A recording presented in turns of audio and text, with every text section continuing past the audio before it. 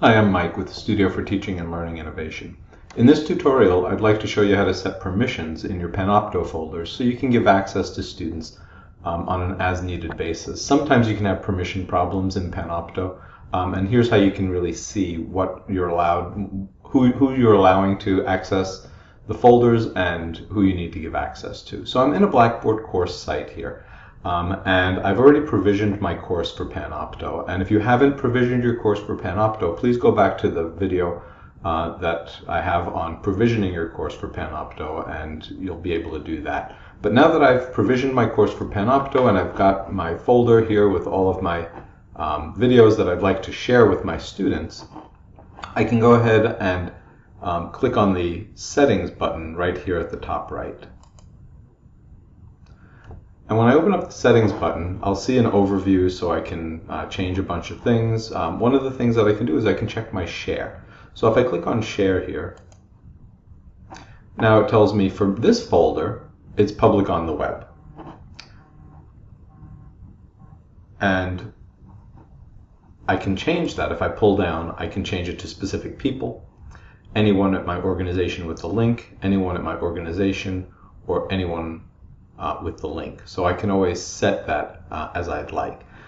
For ease of use, for me, I set it for public on the web, but if you have information there, or if students are sharing information and you wanted to keep that private, you won't want to choose public on the web. But if you wanted to give specific people access, you could do that as well.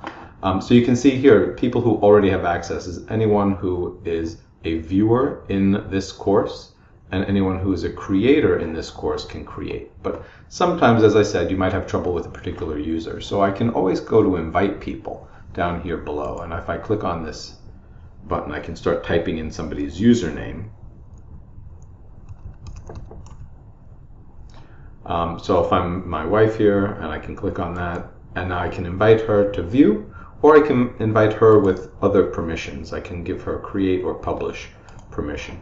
And that's how I would give somebody an individual permissions over a whole folder, so I don't need to give them permissions to each individual file if they're having problems.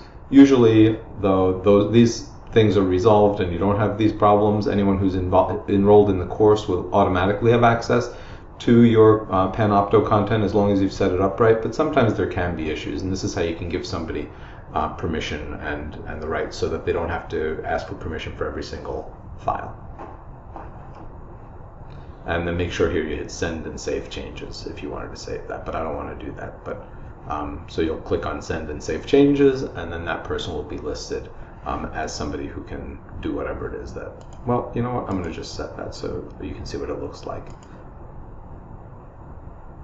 So now if you notice, she is specifically somebody who can create. That's how you add somebody, and that's how you delete somebody. Don't forget that weird save changes button that just appears down below your window. Sometimes you don't see that, so you'll have to scroll down and find that Save Changes button.